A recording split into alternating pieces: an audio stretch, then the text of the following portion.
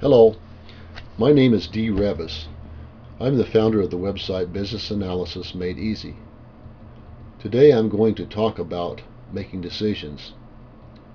Some people get very uptight when they have to make a decision. Much of the anxiety comes from not knowing the steps in the decision-making process. This video is designed to help you make decisions by giving you logical steps. We're going to use the decision-making model in 5 steps here. The first step is to state the problem. This is probably the most important step in the decision-making process. Until you have a clear understanding of the problem or decision to be made, it is meaningless to proceed.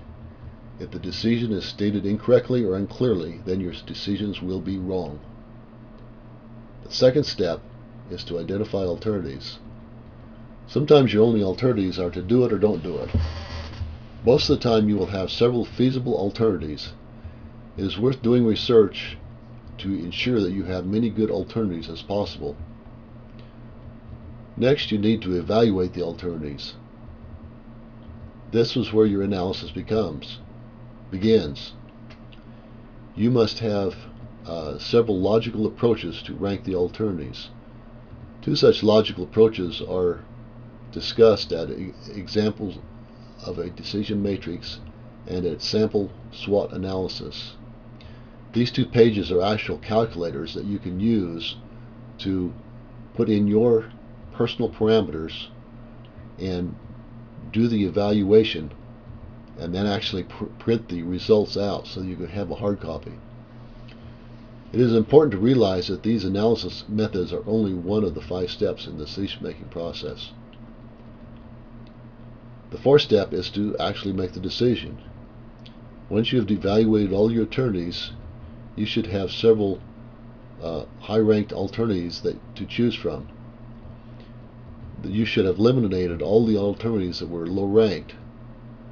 Now it is time to go back and examine the inputs you made to the evaluation criteria for the close, high-ranked alternatives. Do you still feel comfortable with the inputs you made? When you have made any changes, it is time for some subjective thinking.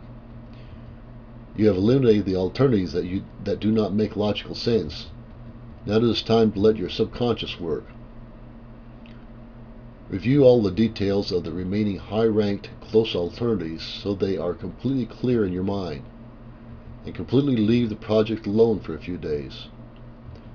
When you return to the project, the decision will likely be very clear in your head. This only works if you have done your homework, however. The last and final step is to actually implement your decision. A decision has no value unless you implement it. If you are not good with implementation, then find someone that is. Part of the implementation phase is to follow up. The follow-up ensures that the implementation sticks. If you would like more information about the decision-making process, please go to my website, businessanalysis.madeeasy.com, and click on the decision-making model area.